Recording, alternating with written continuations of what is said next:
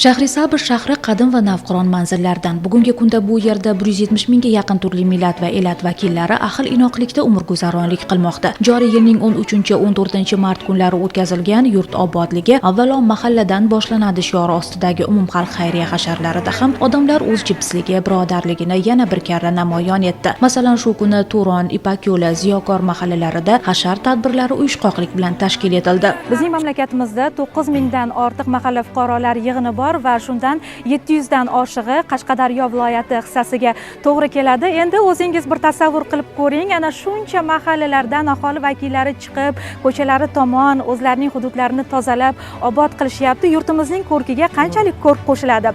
Birgina misol Shahrisabr shahridagi Turon mahalla fuqarolar yig'inidamiz. Mahalla raisi Maqsuda opa Ne'matova bu yilgi hashar jarayonlari o'tgan yilgi jarayonlardan aynan nimasi bilan farq qilyapti o'zi Maqsuda opa? Hashar Shahrisabr shahar Turon mahallasida ham juda bir ko'tarinki ruh bilan sayil tarzda bo'lib o'tayapti.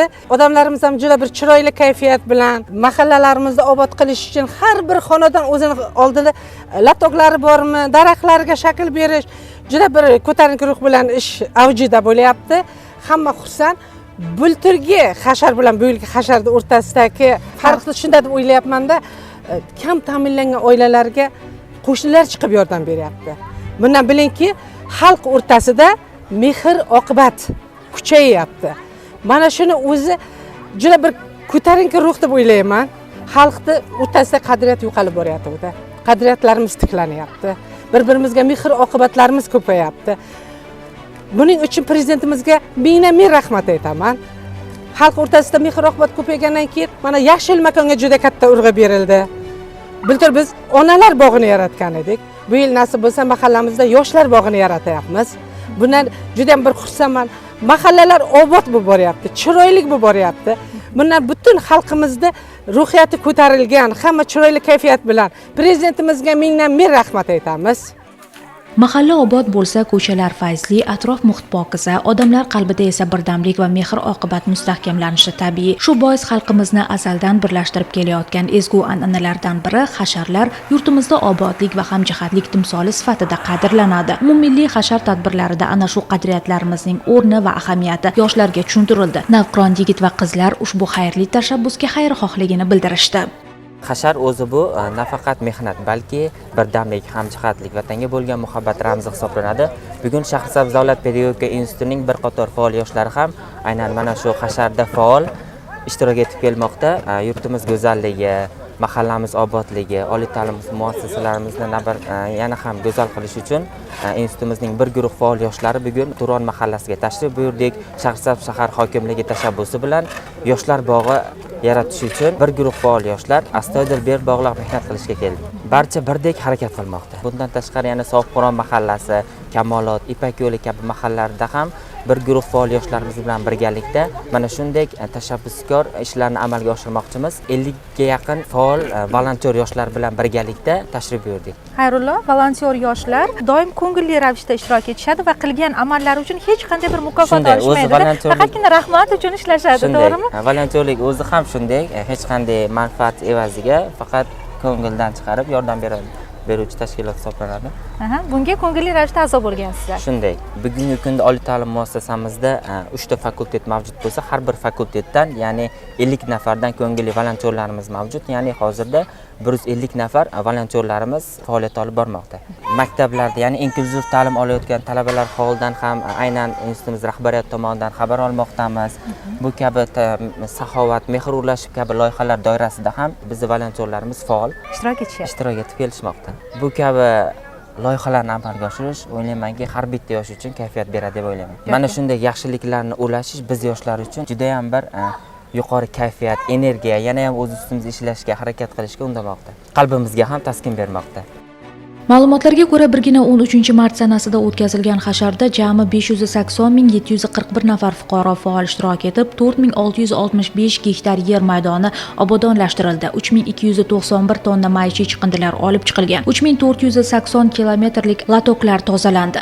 Obodonlashtirish ishlariga 1.527 ta maxsus texnika jalb qilingan. 7.885 ta ko'cha tozalandi. 695 ta qabriston tartibga keltirildi. 122 ta ziyoratgoh va 1.202 ta bolalar maydonchalari obodonlashtirilgan. Bu hali hammasi emas. Bu yilgi xayriya hashariga oid barcha ma'lumotlar raqamli mahalla elektron platformasi orqali onlayn tarzda yig'ilib, jamlandi. Shu o'rinda shahardagi Ziyokor mahalla fuqarolar yig'inida istiqomat qiluvchi bir guruh aholi vakillari, ayniqsa nuroniylar ham hashar tadbirlarining samarali o'tkazilishida o'z mehnatlarini ayashmadi.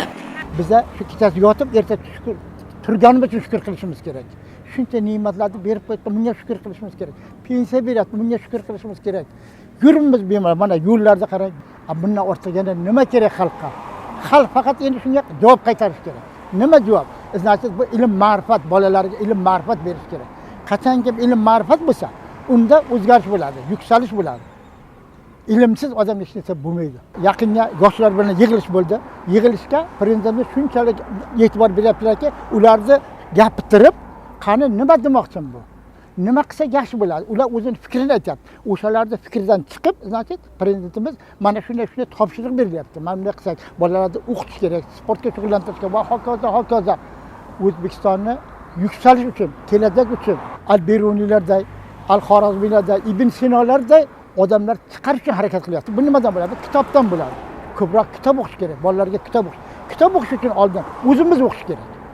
Ota-ona o'qisa, ayol kishi o'qisa, qizi o'qiydi, o'g'li otasi har kuni yarim bet kitob o'qisa, balasi ham bir kun emas, bir kun kitob o'qishga qilsa, otam kitob o'qiyapti deydi. Mana o'qiyotgan nima bo'layotgan deydi. Qo'lingizga daraxtlarga eking. Biz eksak, erta bir kun hosilini o'zimiz yeymiz. O'zimiz yesak, bolamiz yeydi, bolamiz yesak, nevaramiz yeydi. Mayli, mevali daraxt ekaylik. Ko'chadan o'tgan odam yesin, qaytgancha yesin.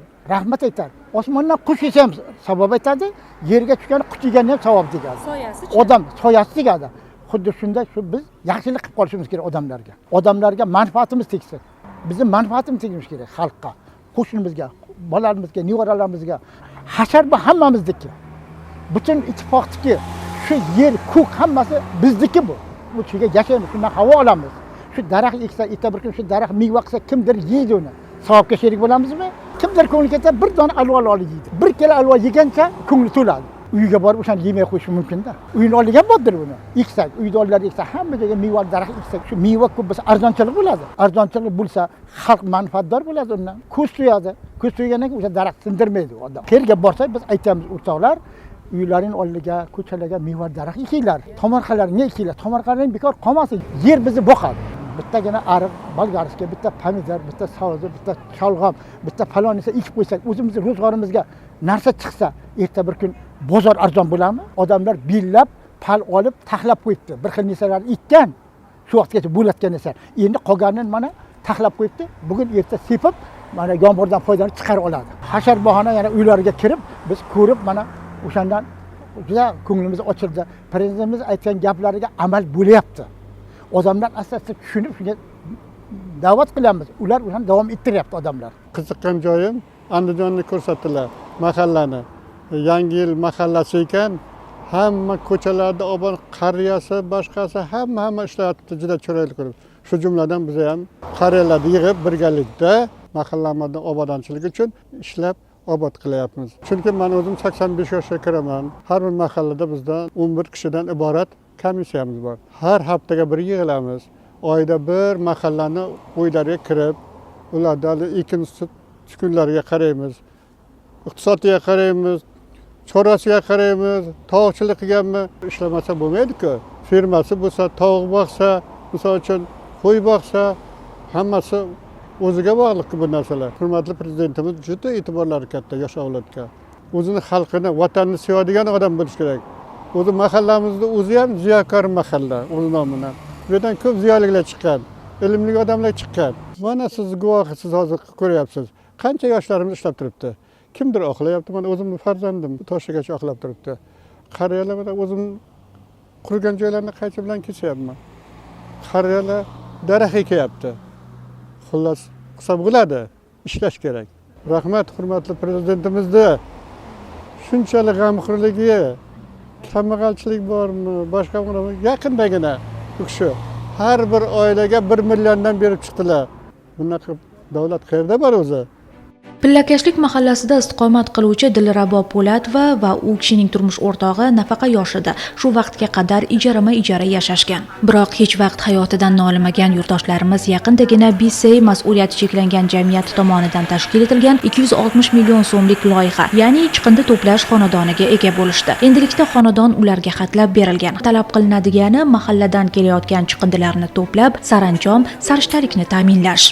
Dilrabo opa, inson uchun o'zini uyi ham bir mo'jaz vatanda, vatanlik bo'libsiz. O'zi umuman mana shu sharoitlar yaratilmasidan oldin oilaviy ahvolingiz qanday edi?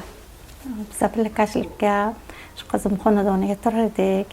Mana shu damashini imorat ko'tarildi. Bu nima ekan deb hamma xalq qiziqib qaradi.